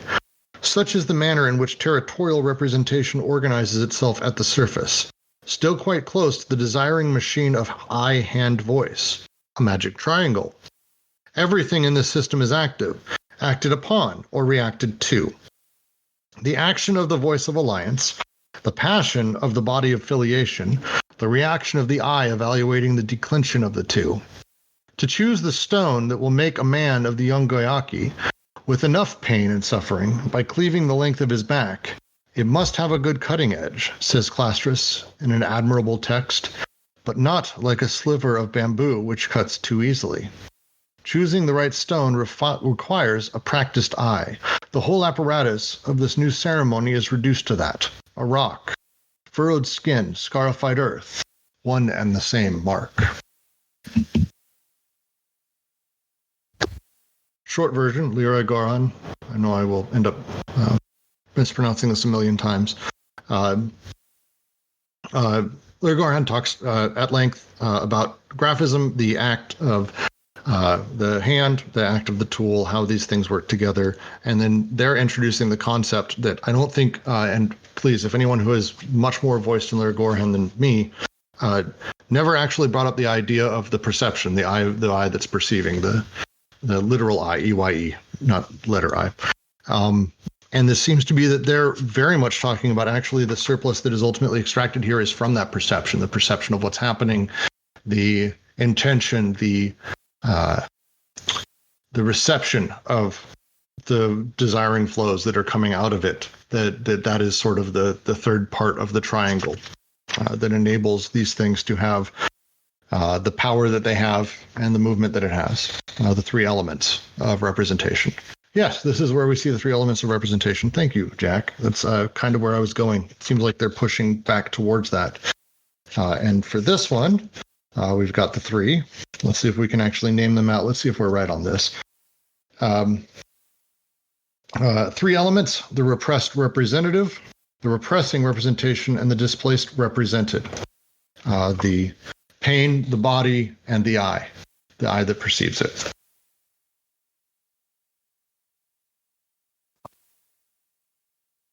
Any thoughts before I move on?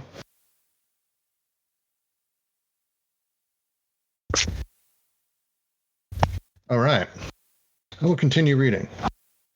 The great book of modern ethnology is not so much Mauss's The Gift as Nietzsche's On the Genealogy of Morals. At least it should be.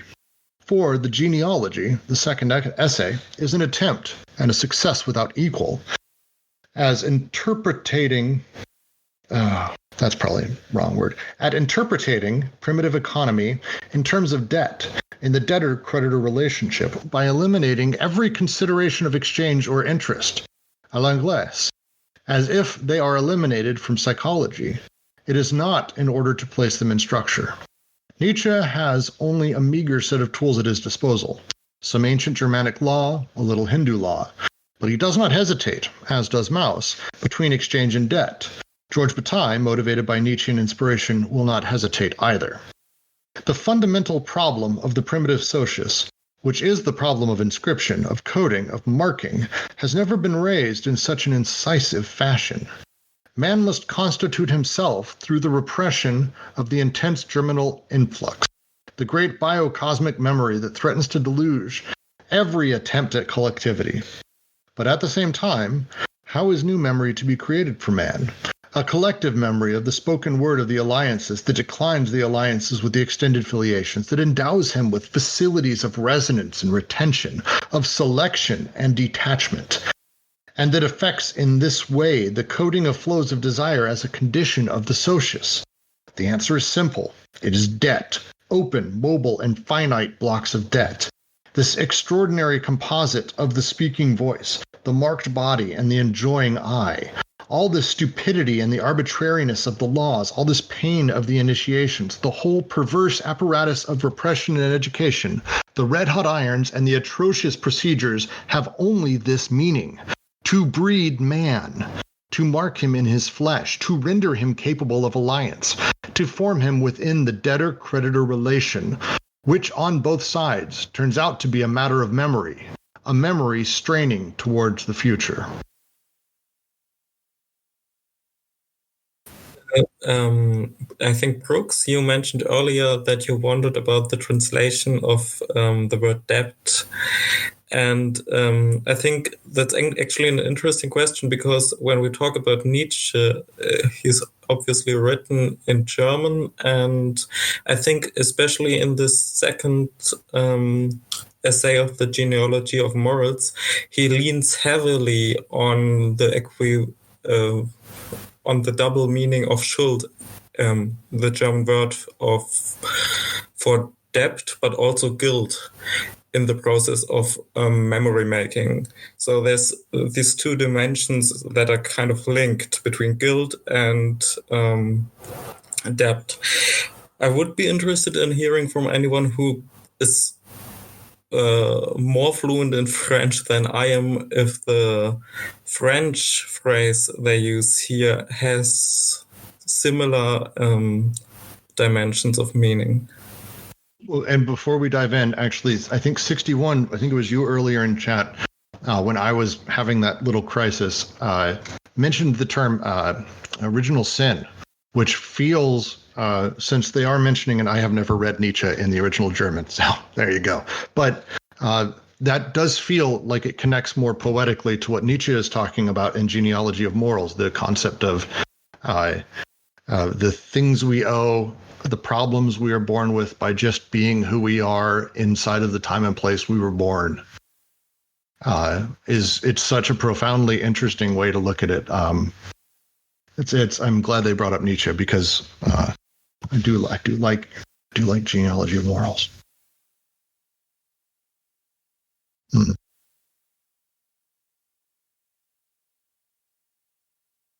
But no, it's worth asking. Does anyone? Well, we should have Roger. We should have Roger at some point tomorrow. Let's annoy him overnight to talk about the debt. I'm going to just write him right now. If anyone would like to go ahead and comment, I'm going to write Roger right now and have him just do this. So feel free to comment or to move on if you guys.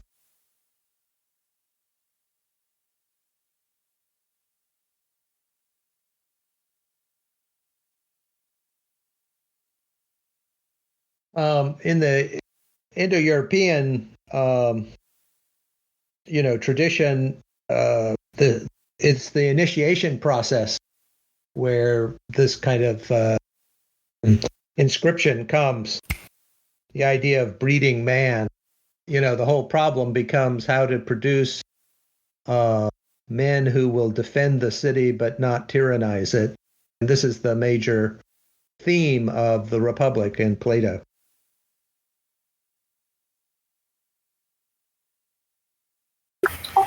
Yeah, and it is at least a question of territorializing them, right?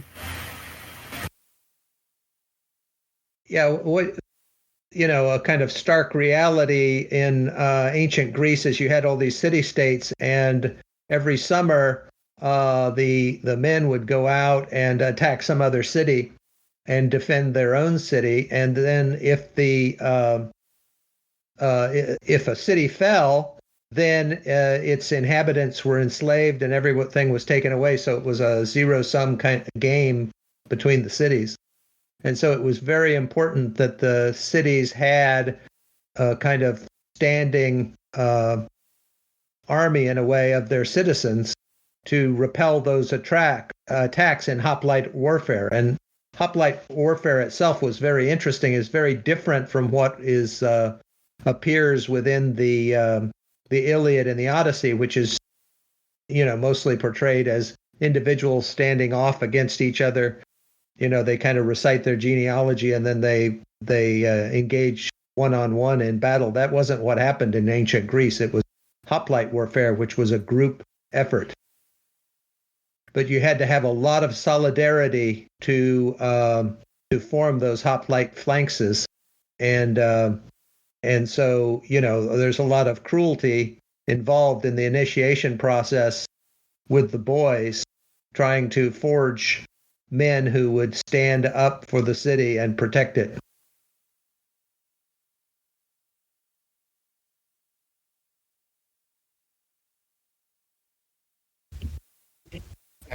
In my quick, I wrote Roger, but in my quick Googling, one of the ways debt is being described in some different books that reference back to this is almost a cosmic debt. That the word debt itself, very hesitant to use that because in English it tends to mean just directly debt from a financial monetization, commodification means. It's because our language is weird. They distance themselves from this English notion because at the beginning they are writing at interpreting primitive economy in terms of debt in the debtor-creditor relationship by eliminating every consideration of exchange or interest à l'anglaise, what means or interest in the way of the English or the English way, like in an economic sense. So I guess it's meant that by the debt or by the guild, the German Schuld, a person gets inscribed in the socius, so it gets part of society by doing something like initiation rite or by helping other persons. So by this they get marked as a person in the society. Before this, they are not man in the sense of a person in this culture. Yeah, I think I looked up what the French word is that they used. It's debt. And as far as I can tell, that's mostly aligned with the English debt. But I think what's going on here is that they take this Nietzsche essay, which primarily talks about guilt and relates it to debt, and tie it back into, because Nietzsche thinks about guilt. And they basically look at what are the consequences if we take Nietzsche's analysis of debt and guilt and actually tie it back to debt. And that's why they choose to go with the debt here. And they do refer to it a few times as political and economic, sort of all in. It's an interesting... But I mean, we should continue going because they do break out a little bit more what they mean by debt overall. But thank you guys for that very much. It's every one of these chapters is just so wonderfully dense, and it just is going to get worse. But I'm going to continue unless anyone has any quick thoughts on that. Just a quick point too. It's worth remembering too that debt is connected with the socius and of course the alliant, but in the same way the filiative and memory are connected here as well. And in that sense, even like I think they call it words, but like the language in this society is even tied into this the biocosmic myth, which I think, Brooks, you were referencing when you were saying like there is debt, but there's also this debt in this sort of like larger sense, this sort of like connection with a myth.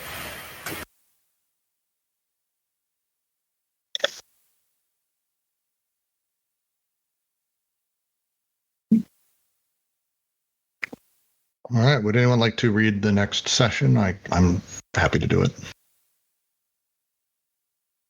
All right. Far from being an appearance assumed by exchange, debt is the immediate effect or the direct means of the territorial and corporeal inscription process. Debt is the direct result of inscription.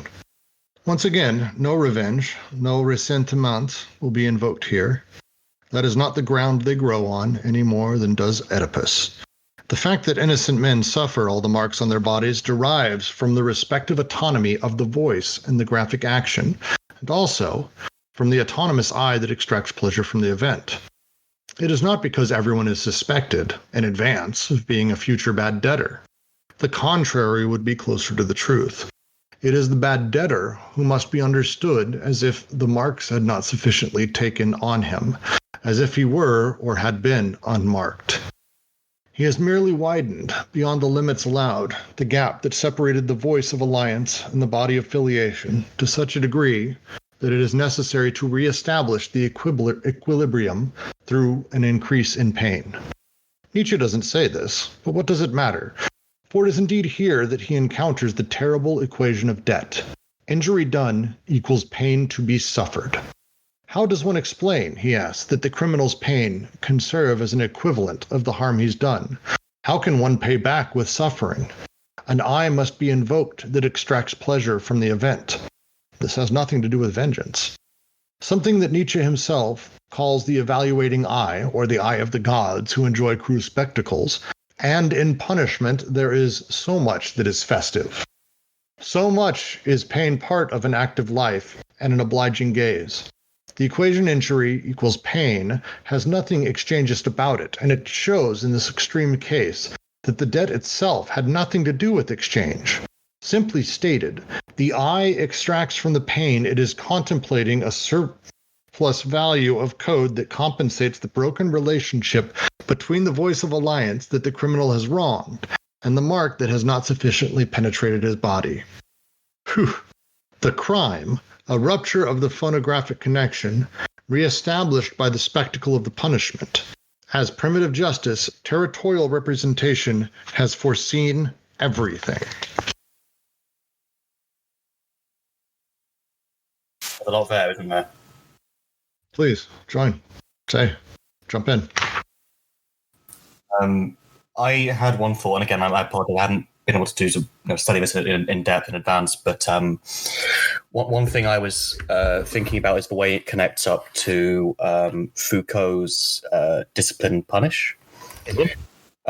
Because one of the ways in which Deleuze and Guattari sketch out these kinds of ideal types, whether it comes to these different kinds of societies, different forms of punishment, exchange, and so on. They're only ideal types, right? And in when they become real, when they're realized, they're all every actual society is really just a mixture of them, right?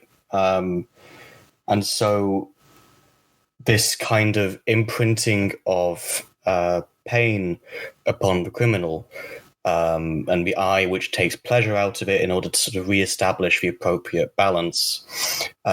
To me, that seems very similar to what to Foucault's account of early sort of sovereign power in Discipline and Punish. You get that discussion of Damian the regicide, right? And that early, well, not early, but even until fairly recently, monarchs had to make a show of it, right? They had to display their power and see for themselves the pain being extracted from the criminal in order to reestablish that balance. And so I guess I'm wondering, like, how we conceptualize it, like, in a chronological way, because Deleuze and Guattari are really skeptical of the idea that there's a kind of evolutionist account of society. So if every society is actually a mixture of all these different things in different proportions, maybe there's an interesting link there we could sort of make with Foucault's work in order to join them up, I suppose.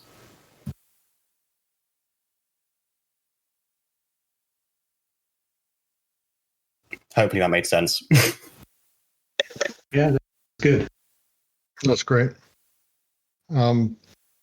The thing for me, the takeaway from this is ultimately they're talking at this point about the territorialization, the inscribing, how inscribing happens inside of savage societies. And they're saying here, and it ends, territorial representation has foreseen everything. The idea is that by going through these rituals that all of the people go through in here, they're talking about the scarification that young men go through or that women go through, depending on the place in their life in these various societies. The scarification happens as part of the sort of natural debt, the debt/guilt/cosmic owedness you have as you go back.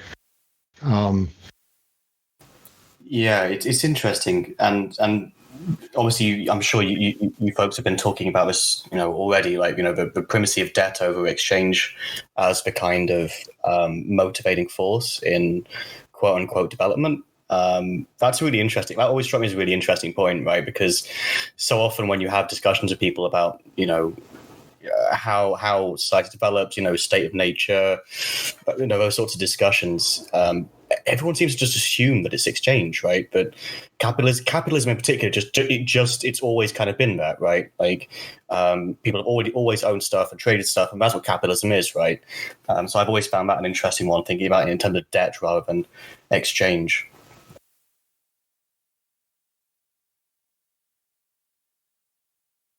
So as they go through this paragraph, I really enjoy. At least it helps me understand when we talk about how the inscription happens within the socius of the savage, that their world, the representation, the things that are inscribed, it's already assumed by the people that everything is sort of, I don't want to say paid for, but that may be the way to talk about it. That's how I'm reading it, that everything is very much already paid for by going through these rituals, that the debt is that this is sort of that cycle, the thing, your life produces your debt. By doing this, you pay that back. The criminal who does these things, it's seen as though they obviously didn't do it properly. They didn't experience the pain the way that they were intended to. They didn't take it in properly. And so it's on them almost, rather than it's on them for failing. Oh, and then a good point is that, Gao wrote this book called Oedipus the Philosopher, where he makes the point that Oedipus is a failed hero. He failed the initiation. So, it's quite interesting to think of that as the hero is the one who goes through the initiation and the inscription takes in the hero. But Oedipus is a product of the failure of the initiation. So the inscription did not take Oedipus.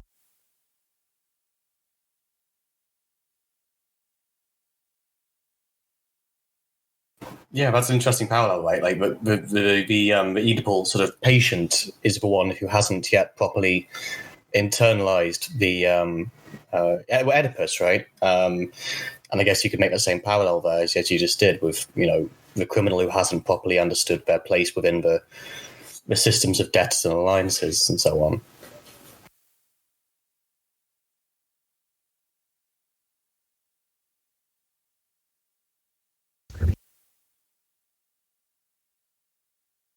Well, then with that, I will read out the last paragraph of this section, and we can discuss for a few moments. We've got a little bit of extra time today, so I think it would be worth just going over and hashing out some stuff before we do the review tomorrow.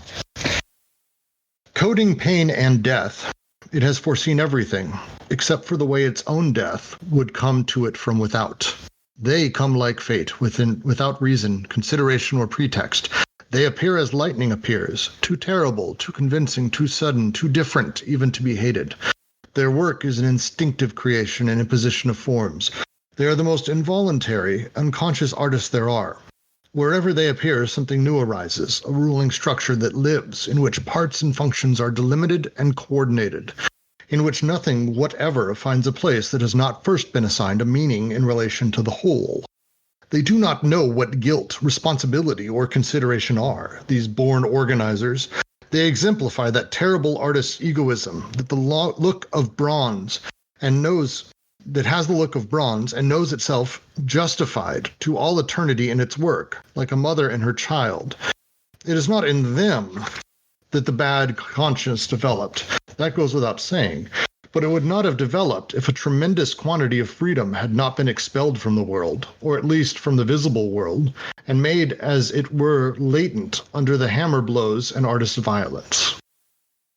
It is here that Nietzsche speaks of a break, a rupture, a leap. Who are these beings, they who come like fate? Some pack of blonde beasts of prey, a conqueror of man's race, organized for war with an ability to organize, unhesitatingly lays its terrible claws upon the populace, perhaps tremendously superior in numbers, but still formless. Even the most ancient African myths speak to us of these blonde men. They are the founders of the state. Nietzsche will come to establish the existence of other breaks, those of the Greek city-state, Christianity, democratic and bourgeois humanism, industrial society, capitalism, and socialism. But it could be that all these, in various ways, presuppose this first great hiatus, although they all claim to repel and fill it.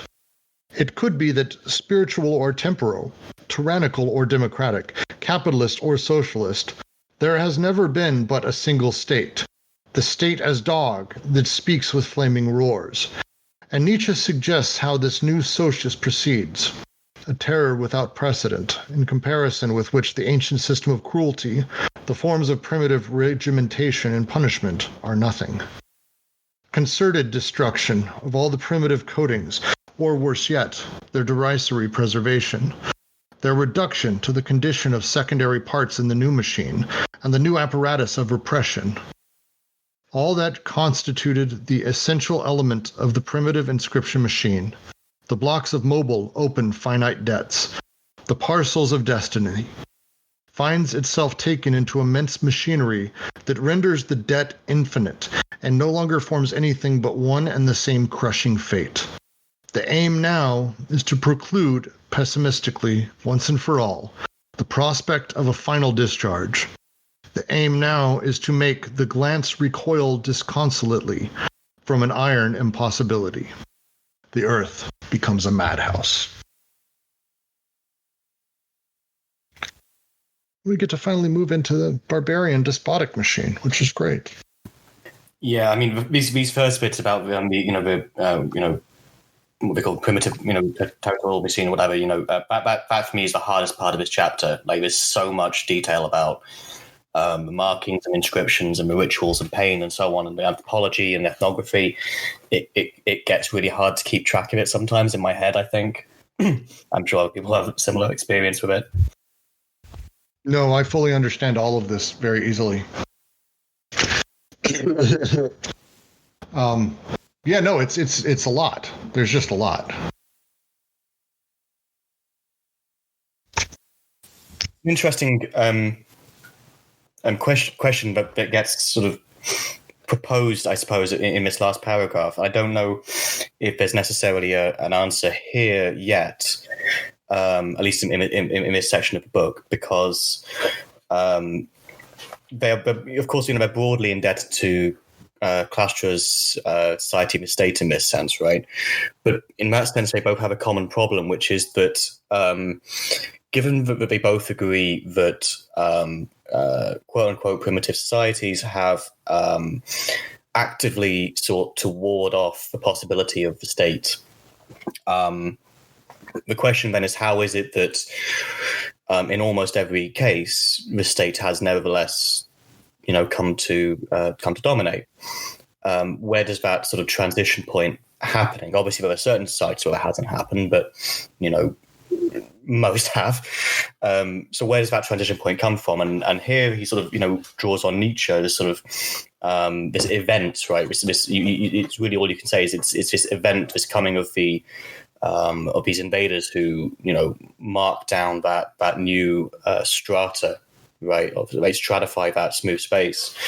And I found that an interesting question. I will say that I was reading a little bit from 1,000 Plateaus recently, and I think they give a better answer to the question about transition in 1,000 Plateaus. And there is also a really good book by John Protevi called Edges of the State, which basically takes Deleuze-Guattari, Clastra, and contemporary anthropology and neuroscience to talk about these questions. So that's just another recommendation. Like, I want to go further on that.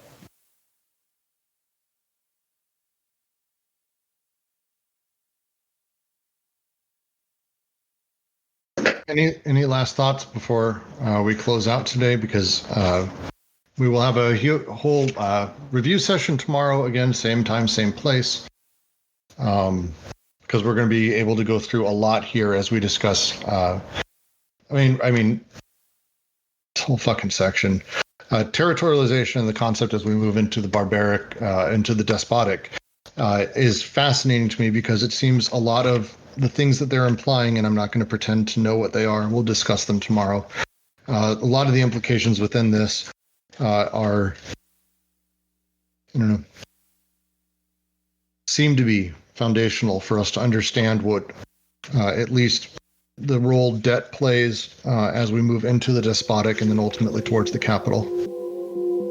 So understanding debt, I think, is going to be a very important part of this discussion tomorrow for me. Any other thoughts? All right.